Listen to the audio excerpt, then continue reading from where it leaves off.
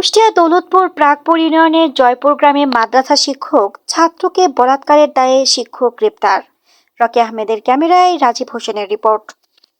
ঘটনাটি ঘটেছে হজরত বেলাল রাদিয়াল্লাহু তাআলার নুরানি ক্যাডেট মাদ্রাসায়। ওই মাদ্রাসার ছাত্র ছদ্মনাম শহীদুল ইসলাম, পিতা ময়নুদ্দিন, ওই মাদ্রাসার শিক্ষক মোহাম্মদ দিশা ইসলাম বৃহস্পতিবার দিবাগত রাত্রে ওই ছাত্রকে একা পেয়ে বলাৎকার করেন। ওই ছাত্র বলাৎকার হওয়ার পর শুক্রবার সকালে তার নিজ বাড়ি ওই একই ইউনিয়নের মুসলিমনগরে তার বাড়িতে চলে যায় ও মাদ্রাসায় ফিরে আসতে না চাইলে পরিবার ওই ছাত্রকে তার কারণ জিজ্ঞেস করলে বলাৎকারের ঘটনাটি পরিবারের কাছে খুলে বলেন ওই ছাত্র।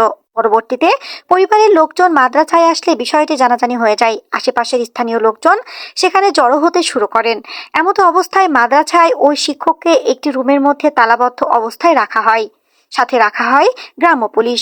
পরবর্তীতে জনগণ উত্তেজিত হলে পুলিশ এসে জনতাকে শান্ত করে ও ওই শিক্ষককে গ্রেপ্তার করে পুলিশ হেফাজতে দৌলতপুর থানায় নিয়ে যায়। এ বিষয়ে দৌলতপুর থানার ভারপ্রাপ্ত কর্মকর্তা মাহবুবুর রহমান জানান, তদন্ত করে আইনগত ব্যবস্থা নেওয়া হবে।